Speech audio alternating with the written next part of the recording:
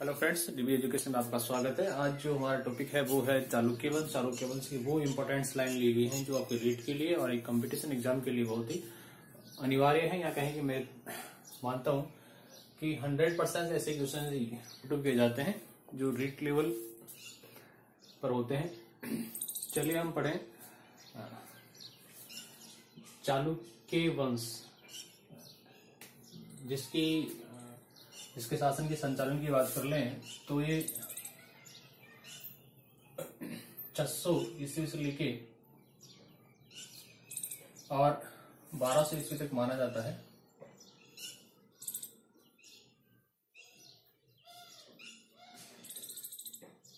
ईस्वी तक माना जाता है। फर्स्ट देखें हम, पुलकेशिन नाम के सम्राट हुए। पुलकेशिन फर्स्ट हुए, उन्होंने अश्वमेध यज्ञ करवाया और चालुक्य वातापी से 13 वर्ष दूर रहे। मतलब जो पीरियड टाइम है वो 13 वर्ष दूर कैसे रहे? 642 से लेकर 655 तक इनका वातापी पर शासन नहीं रहा। किस पर नहीं रहा? वातापी पर शासन नहीं रहा। कब से लेकर 642-655 ईस्वी तक। फिर पुलकेशिन सेकंड हुए, उन्होंने 608 से अपना शासन शुरू किया और 642 तक किया। और उन्होंने अपना जो साम्राज्य था वो कहां तक फैला लिया? दक्षिण में नर्मदा नदी से लेकर कावेरी नदी तक अपना साम्राज्य विस्तार किया। इनके बाद में विक्रमादित्य सेकंड आए। ये इस चालुक्य वंश के सबसे प्रतापी शासक रहे और इन्होंने अपना शासन काफी लंबे समय तक किया।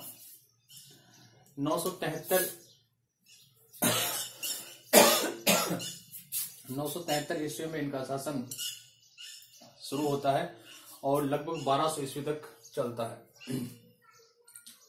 इन्होंने किनको पराजित किया? राष्ट्रकूटों को पराजित किया और अपनी राजधानी और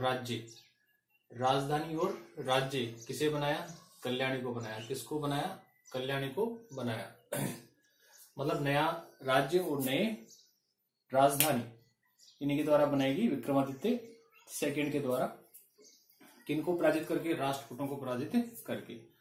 इनके बाद में एक और शासक आए, सत्याश्रय, जिन्होंने किसको हराया? राज को या राजाधिराज को हराया। सत्याश्रय नामक शासक आए जिनको किसने हराया? चोल राजराज या राजाधिराज ने हराया इनको। इस हार का बदला, जब सत्याश्रय को हराया गया तो इस हार का बदला सोमेश्वर प्रथम ने लिया। किसने लिया? सोमेश्वर प्रथम ने लिया और उन्होंने राजाधिराज को कौपम के युद्ध में हराया भी और साथ में उसका क्या कर दिया? वध भी कर दिया। उसको मौत के घाट भी उतार दिया। फिर आए विक्रमादित्य षष्ठ। कौन आए? विक्रमादित्य षष्ठ आए। उन्होंने अपने आप को कौन सी उपाधि दी? विक्रमांक की उपाधि दी और कांची पर क्या कर लिया? अधिकार कर लिया। इन्हीं के शासन में, चालुक्य वंश के शासन में, इनके ऊपर एक ग्रंथ लिखा गया जिसका नाम क्या था? विक्रमांक देवचरितम, जो किसके द्वारा लिखा गया था फ्रेंड्स? बिल्हण के द्वारा लिखा गया था। ये क्वेश्चन बन सकता है कि चालुक्य वंश में विक्रमांक देवचरितम किससे संबंधित है? तो हम बता सकते हैं विक्रमादित्य षष्ठ से संबंधित है। किसके द्वारा लिखा गया था? बिल्हण के द्वारा लिखा गया था। ये जो चालुक्य वंश था, इसके जितने भी शासक थे वो सारे कौन से थे? हिंदू धर्म को मानने वाले थे, हिंदू धर्म के अनुयायी थे, शिव और विष्णु के उपासक थे। लेकिन इन्होंने बौद्ध और जैन धर्म को भी क्या दिया? प्रश्रय दिया, उनको भी संरक्षण प्रदान किया। इसके अलावा याज्ञवल्क्य स्मृति की एक मिताक्षरा नामक पुस्तक है, ग्रंथ है, जिसके लेखक कौन है? विज्ञानेश्वर।